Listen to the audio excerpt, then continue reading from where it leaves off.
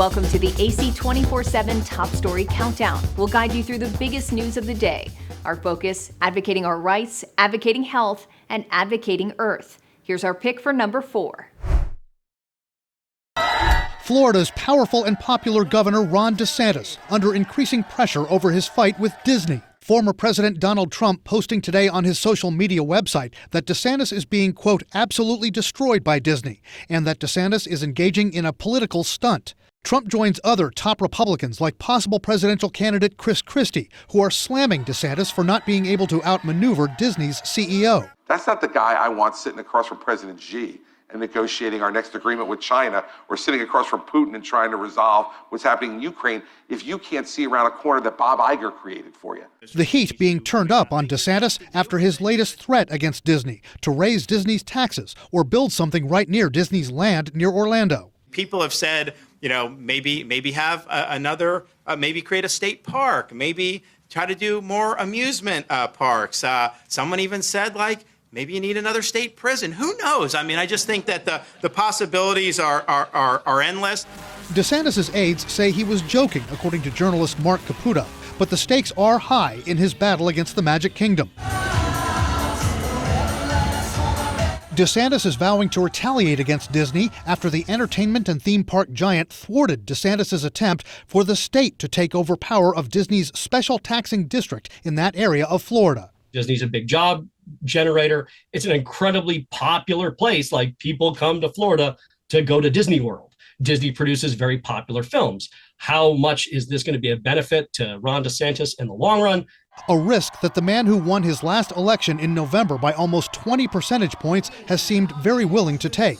DeSantis' spat with Disney started last year when a Florida law was passed that he backed, limiting instruction of sexual orientation and gender identity in schools. Disney spoke out against that bill. Analysts say by declaring war on Disney, DeSantis is upending the Republican landscape, going against the traditional pro-business values of the party. Historically, that's not something that the free market GOP has looked to do, but it does signal that we're in a different GOP now. It's sort of culture wars all the way down. And observers say his willingness to take on Disney is a measure of DeSantis' overall swagger. As he has grown into the office and the exercise of power, the likes of which we haven't seen in the state. TheAdvocateChannel.com looks at the world through the lens of equality and inclusion. Subscribe, like, and share now. AC 24/7's Top Story Countdown continues with our producer's pick for number 3. Demanding justice for Jayland Walker 1 day after a special grand jury declined to indict the 8 Akron police officers who shot and killed Walker. The grand jury concluded that the officers were legally justified in their use of force. The 25-year-old was fatally shot last June after a traffic stop followed by a police chase, and after Walker fired at police first, according to the Attorney General. The investigation found the officers fired a total of 94 rounds in 6.7 seconds. His family says they're disappointed the officers won't face criminal charges. Their attorney says he plans to file a civil suit against the city in June, ahead of the anniversary of Walker's death. The family of Jayland Walker's hearts have been destroyed. His body has been destroyed. And our faith in this community, its leadership has been destroyed. Some people taking to the streets to protest the grand jury's finding. As the city sets up a 7-day demonstration zone in downtown Akron outside City Hall and in front of the police department for, quote, peaceful civil demonstrations. We were told that we were going to get an explanation for every bullet that came out. Unfortunately, we didn't get that. On Tuesday, Akron Public Schools shut down as city officials braced for more potential protests. Meanwhile, the Akron Police Department says it has started its own internal investigation to look into whether department training and policies were followed. The 8 officers involved have not been identified and remain on the force. They were initially placed on administrative leave and were reinstated in October due to staffing issues. Like the Advocate Channel on Facebook for the best way to get updates on stories that advocate for equality, justice, our rights, and more. AC 24/7 continues with today's top 2 pick. It never occurred to me that it would cost me my life to take a wrong turn up someone's driveway. He just didn't give these kids a chance at all. This is 20-year-old Jayland Gillis. Gillis shot and killed a little before 10 p.m. Saturday in Hebron. The Washington County Sheriff's Office and a witness to the tragedy telling us Gillis was one of 4 young adult friends in a car driving to a friend's house. Gone to the scene in error. They were looking for a friend's house, as I said, and unfortunately they drove up this driveway. That driveway along Patterson Hill Road led to 65-year-old Kevin Monahan of Hebron, who is now charged with murder in the 2nd degree. We saw them go up and then turn, and then they kind of barely had a chance to. What I think is they realized we're in the wrong place, but now we have to turn around, and there's no room to turn around. So they were trying to do that when this guy shot them. Washington County Sheriff's Department says Monahan fired 2 shots at the cars, one striking Gillis. I know for a fact that she comes from a good family, a very good family, and I know him personally. And she was a young girl that was taken way too young.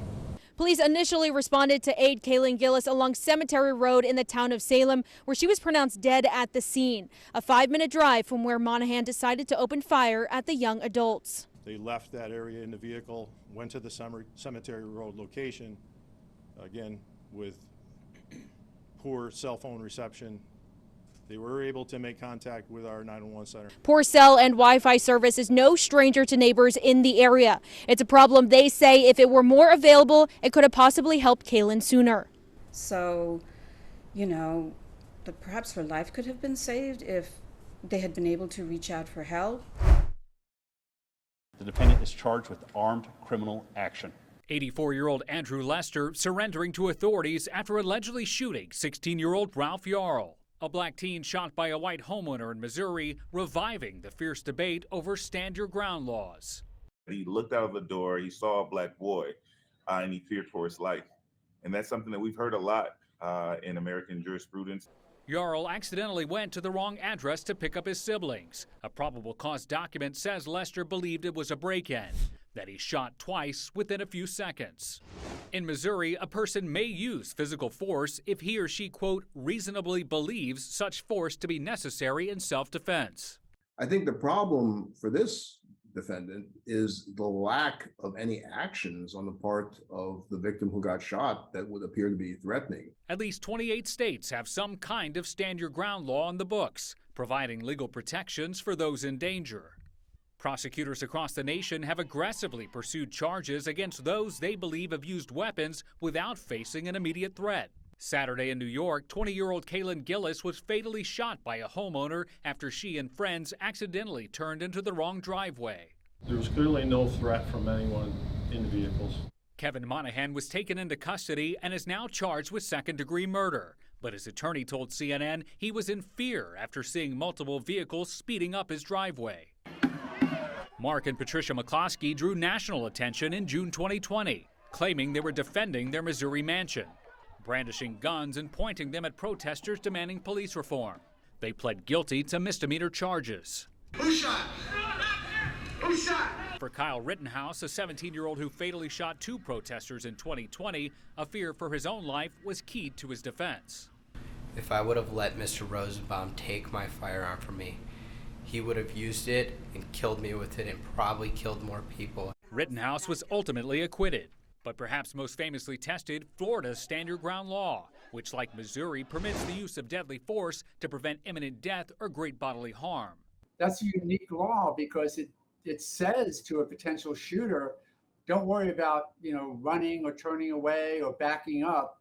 You can shoot.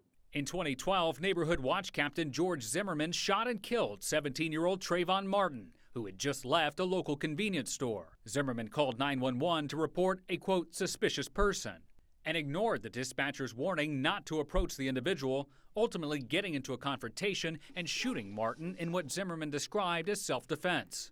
I said, help me, help me. I felt his arm going down to my side, and I grabbed it, and I just grabbed my firearm and I shot him. He was tried and acquitted by a Florida jury.